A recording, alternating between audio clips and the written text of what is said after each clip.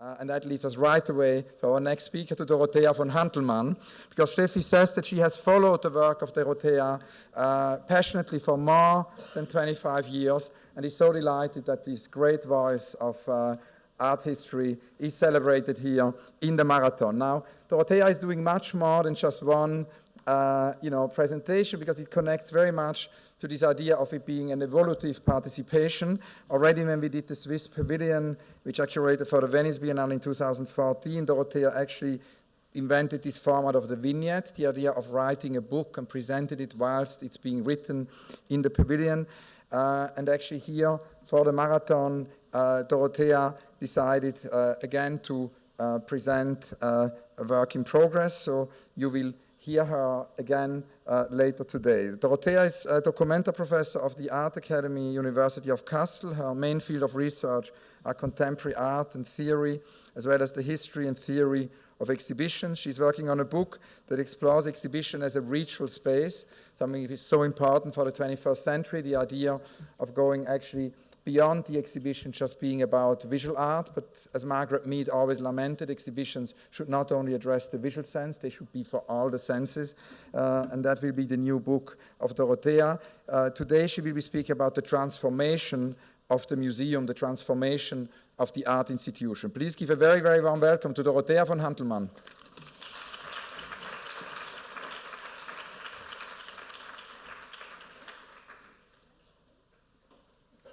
Thank you very much, Hans-Ulrich. Thank you, Julia. Thanks everyone involved for inviting me and bringing me here. It's a pleasure and an honor to be here and to speak to you. As has been mentioned, I'm speaking about art institutions in relation to transformation. I mean, because obviously the fact that an art institution in 2015, instead of presenting a canon of visual art, for instance, is holding a marathon on transformation is quite telling about what art institutions do today and what their role and their function is in society. So this for me was a reason to engage with this topic, linking the question of art institutions to the topic of transformation.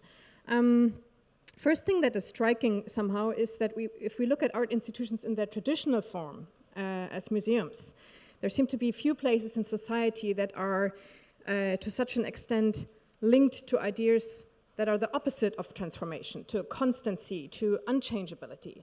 And yet, if we look at their history, they have always been, in fact, can you all see this? Yeah, I mean, yeah. I think it's fine enough. You can see that, of course, they always have been institutions in the state of becoming, undergoing constant processes of transformation, both, as you see, in terms of places that contain objects, but also as places that contain people. Yeah. So the interesting thing about these transformations, I mean, in a nutshell, it's about decreasing the size of objects and people in these spaces over the course of 2 centuries.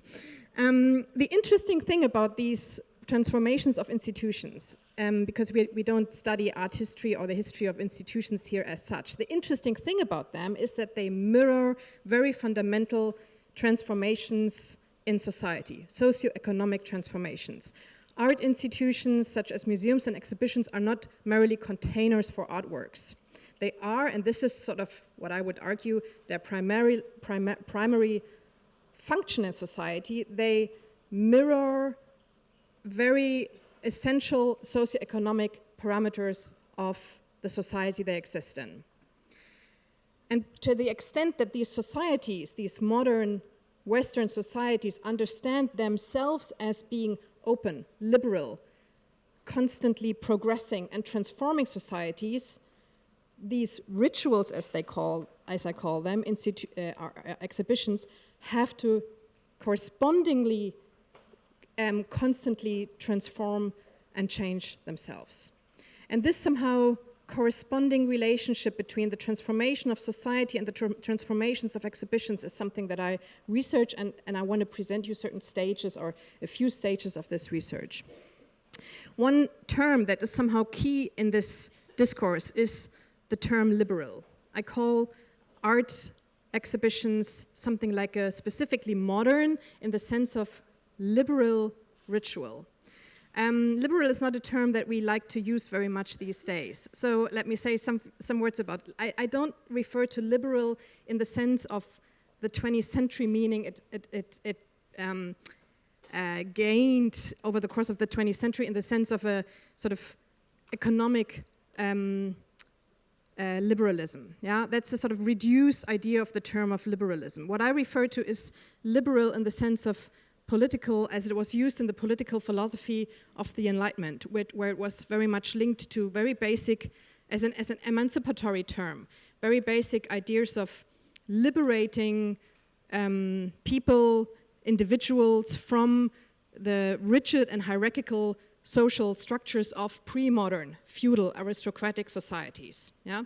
And in that sense, as an emancipatory category, I think it's still quite fundamental for our understanding of individualism and freedom today. So that's the idea of liberalism that I connect to.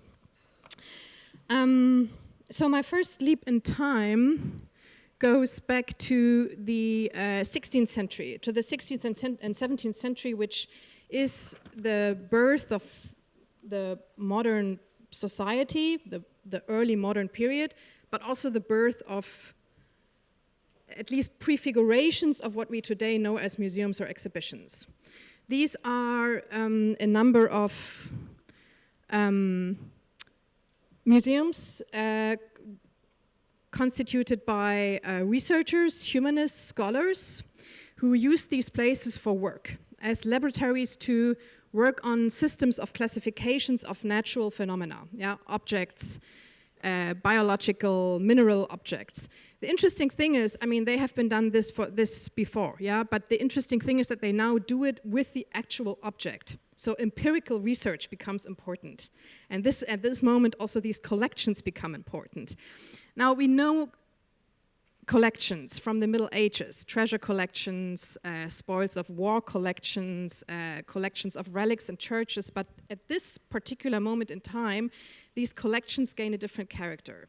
They become more popular, they become more open, they are transferred from private houses to academic institutions or to political institutions, they are open to travelers from all over Europe, so they become sort of social important spaces. And why is this? The reason for this is because they are, in this moment, they are linked to very fundamental values and categories that become constitutive for the rise of modern societies. And one of these core qualities is the idea of curiosity, curiosity about the new, the idea that the new is something positive, something that to be researched, something to be studied, something to be cultivated. You see this crocodile, the idea of presenting crocodiles, sort of weird exotic things in European spaces is not new. We know this from medieval churches, for instance. Here on the left-hand side, you see from the 12th century a dried crocodile hanging in a church. So where's the difference having this in a church or having this in a sort of early modern museum, as you see it on the right side? In the left version, the crocodile is integrated into a pre-existing belief structure. Yeah, people were it was supposed to enhance their belief in God.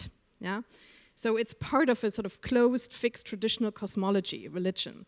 Whereas on the right-hand side, it's about raising a curiosity that is directed to the this-worldly sphere. Yeah, and to the thing as such that didn't need to be integrated in the pre-existing belief system, like religion anymore. So we have a moment here where this, after centuries during the Middle Ages, where people had explained all phenomena from within the framework of a religious belief system, now raises a new kind of sensibility, and this sensibility is oriented to things that are not known, that are not yet categorized, that are not part of this belief system, that lie outside of this system.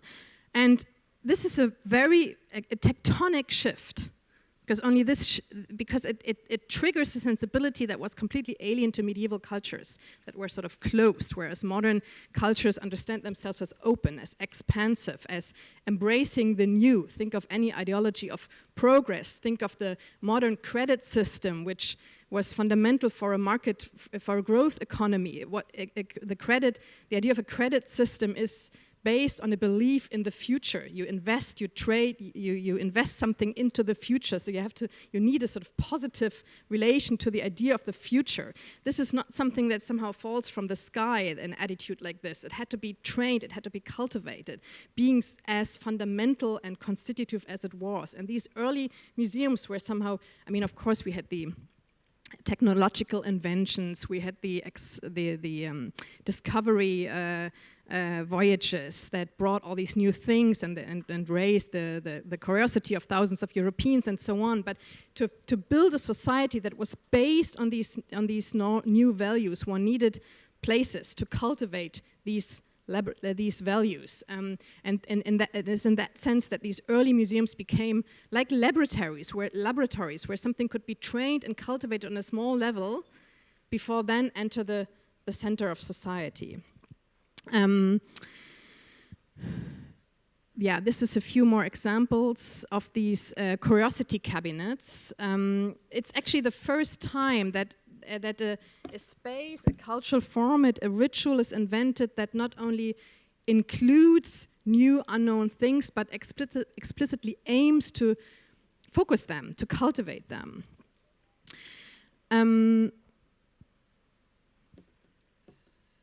This guy, Samuel Kicheberg, is actually the one who wrote the first theory of museums or exhibitions in 1565. And interesting about him is that he designs the exhibition as an open arrangement of objects. For instance, he invented closets with swing doors, so people would go through the room, and when they come back, in the meantime, a guard would have opened the swing doors of these closets so that people would see the room in a different way when they come back with different objects. So the idea of change, of transformation in this presentation of things was very fundamental as a variable system. And why is this interesting? Because it's incompatible with the idea of a closed and fixed cosmology. So this is the seed for somehow secular understanding of the world. And he didn't do this in his. He was hired by the Bavarian Duke Albrecht V. So it was and he was working for him, and he was working on a presentation structure for his collection. So it was a highly sort of politically legitimized collection and space with sort of high, status people from all over Europe coming to see it. So these places invented a model to explain the world, like religion did, but they did it in an open, sort of secularized way. And this is the important thing about these collections in the early modern period.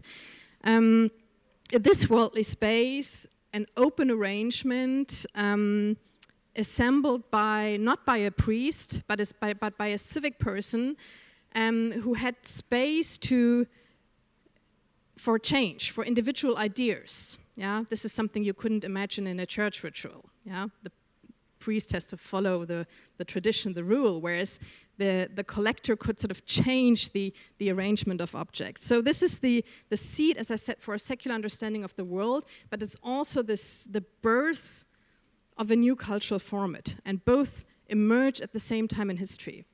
A cultural format of the exhibition which at the core of its DNA has the idea of the exhibited object, ex minus hibited object, an object that is taken out of its pre-existing context. Think of the altar painting that leaves the context of the altar to become part of a museum collection.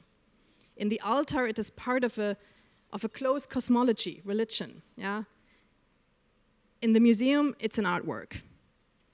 The difference is the object which is part of a network, religion, and the object in the museum which is part of a new network, you could say, the network of art history, but the network of art history is structurally open, liberal, we could say.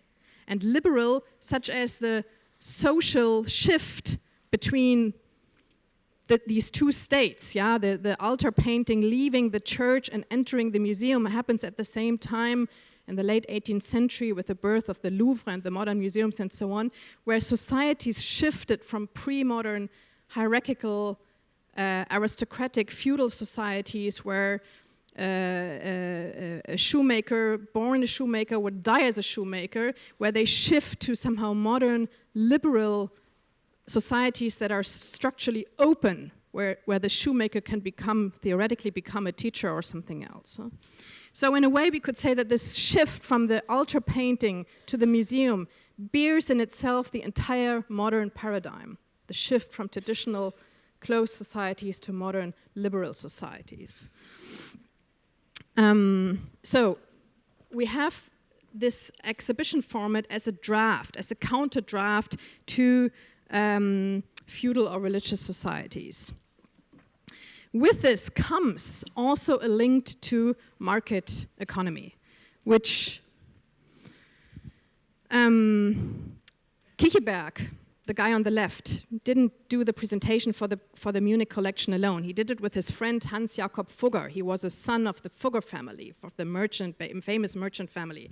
Why were the Fuggers were extremely important in the rise of these modern collections? Why? Because it's not only the time where a new somehow social order emerges, but it's also the time, the historical moment where a new culture, the first form of sort of consumer culture emerges, with all these things coming into Europe from all over the world. This new consumer culture needed new markets, yeah, and needed an increased demand plus a new way to relate, to encounter things. What is consumption? Consumption means to charge things with subjectivity, with a personal relation to them. These early museums, these curiosity cabinets, where each object displayed had its own personal story told by the collector, were training centers to charge objects with a personal story, with something subjective projected onto these objects. Yeah? And this was not just sort of culturally important, but also economically important for the emergence of something like a consumer culture. So you could see that at the DNA of the exhibition format is fueled with very basic categories of modern, liberal, secular, but also market-based economy. So it doesn't come by coincidence that somehow exhibitions and this museum and exhibition cultures is so close to a sort of corporate money culture. It's part of the DNA of this institution, and they all have their birth in the same historical moment in the 16th and 17th century. Yeah? It's not a new phenomenon, and it's not somehow it's not something pure that is somehow corrupted. Yeah, it's linked together in its core. So I spoke about the museum, these early museum, the emergence of the exhibition format as an epistemological space. I spoke about it as a sort of market-based laboratory, let's say. Towards the end of my first presentation here this morning, I will say a few words about these early museums, how they transform into social spaces, liberal social spaces. Every society has specific rituals in which it gathers, assembles its participants. And the way these rituals are structured tells us something about the structure of this society. Traditionally, in all these structures where people would gathered were based on the same format, on the format of the one, like here, the one speaking to the many. Yeah? Think of the priest and church speaking to the collective. Think of the actor on stage speaking to the collective. In the exhibition, this is different. It's not the one speaking to the many, we could say it has transformed into something else, and the something else is more like the many speaking to each other, but not directly. They communicate with each other through material objects. And this is quite a decisive shift. What makes this shift possible structurally are the opening hours. The church theater follows the modality of the appointment. 8 o'clock, 10 o'clock, doors closed, everyone stays until it's over. Yeah? Whereas the museum can allow a mass of people to enter, but each in their own individual way. You stay for 5 minutes, fast lane, Hans Ulrich. You stay for 5 hours. You stay for 6 months, like Goethe did in the 19th, in all these early travelers of museums would do. They stay for 6 months. They would paint. They would draw all the artworks and so on. So various forms of time of attention economies that can accommodated by this new format, which is quite interesting because it's such a rupture with all pre-existing cultural formats that were always based on this one, the many, the appointment. Let me show you. This is my last example for this morning. This is a museum that certainly didn't look like this, but yeah, they had no photo cameras back in those days. It's the museum of a Jesuit polymath, Athanasius Kircher, who was German but who lived in Rome as a Jesuit and who had a huge collection at the Roman College in the late 17th century. Actually, a collection that was extremely popular, was one of the big sort of sightseeing attractions in Rome in the 17th century. He was a barometer of virtually every intellectual transformation of his time. He translated, collected, invented, and experimented, and he had a huge collection.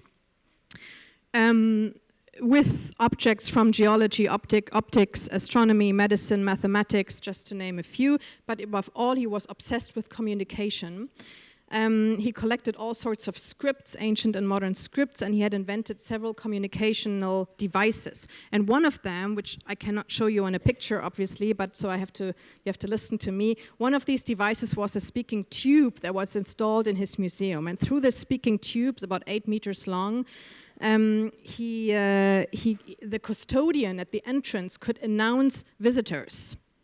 And Kircher would be back in his private bedroom. So through the speaking tube, he could communicate with the guard who would announce the visitors, as Kircher said, in the remote access of my bedroom. But presumably it worked the other way as well, so that visitors might occasionally, walking through the museum, hear the disembodied voice of Kircher, like the Wizard of Oz, appearing from nowhere. So why is this speaking tube, this peculiar speaking tube, interesting? Because it constitutes something like a hybrid between these two modalities of the one speaking to the many and the many speaking to each other, which was a transformation that took centuries to establish.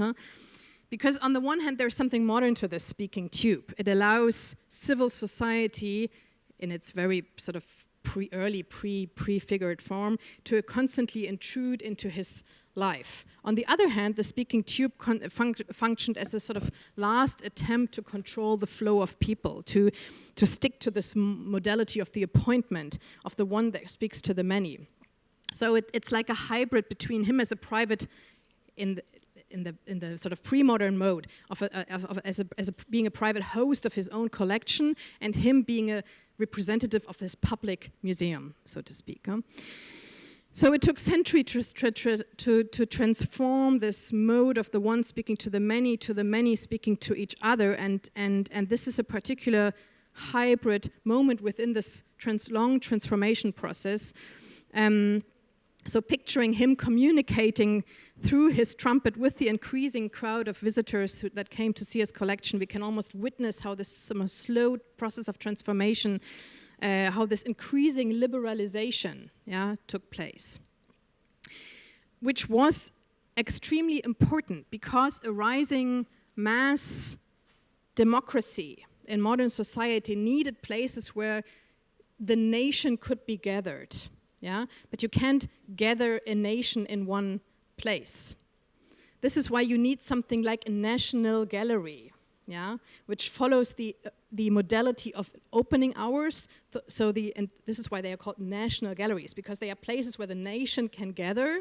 They allow the mass society to enter, but they don't enter as a mass or as a collective, they enter as individuals, yeah? Each with their own preference or interest. And this, to establish this combination of mass accessibility plus individualization, flexibilization, this is quite an achievement, because it's the two pillars on which modern mass democracies are built. It's open for all without being the same for all. It's quite tricky to think of a place which is open for everyone, but still everyone can enter it or consume it in different ways. Huh? So this is the DNA of sort of Western individualized mass societies, and museums and exhibitions provide a ritual for this combination. Yeah?